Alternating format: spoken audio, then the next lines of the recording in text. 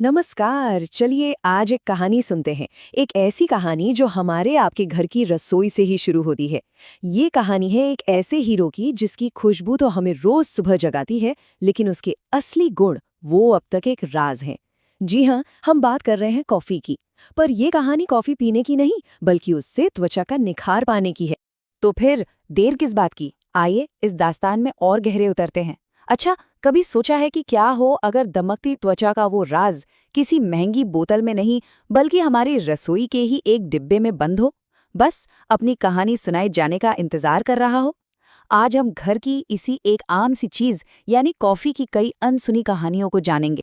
तो पेश है हमारी कहानी का पहला अध्याय, नायक के अनेक साथी। इस हिस्से में हम देखेंगे कि कैसे हमारा हीरो यानी कॉफी अलग-अलग चीजों के साथ मिलकर त्वचा की अलग-अलग परेशानियों को दूर करता है। हर साथी के साथ मिलकर ये एक नया ही किस्सा बना देता है।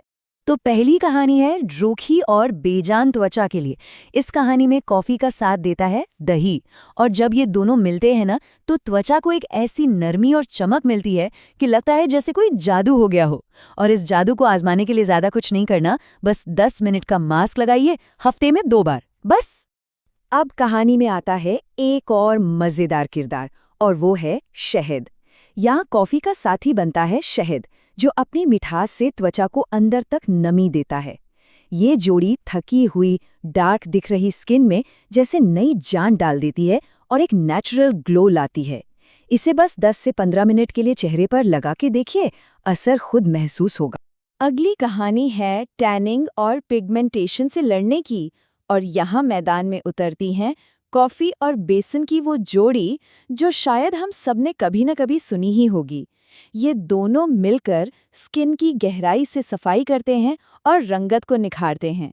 इसका एक गाढ़ा सा पैक बनाकर 10 मिनट के लिए लगा लीजिए और बस कमाल देखिए। और यहाँ देखिए हमारे हीरो का एक बिल्कुल अलग ही अंदाज। नारियल तेल के साथ मिलकर ये बहुत रूखी त्वचा का दोस्त बन जाता है, डेड स्किन हटाता है और उसे मुलायम बनाता है। और दूसरी तरफ जब यही कॉफी एलोवेरा जेल के साथ मिलता है, तो ऑयली और सेंसिटिव स्किन के लिए एक ठंडा मरहम बन जाता है, जो ऑयल भी कंट्रोल करता है और राहत भी देता है ना कमाल की बात?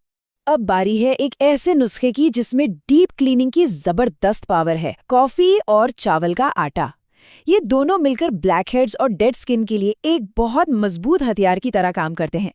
लेकिन हाँ, एक बात का ध्यान रखना है, ये इतना असरदार है कि इसे सिर्फ स्क्रब की तरह ही इस्तेमाल करना है, और वो भी हफ्ते में सिर्फ 1 बार।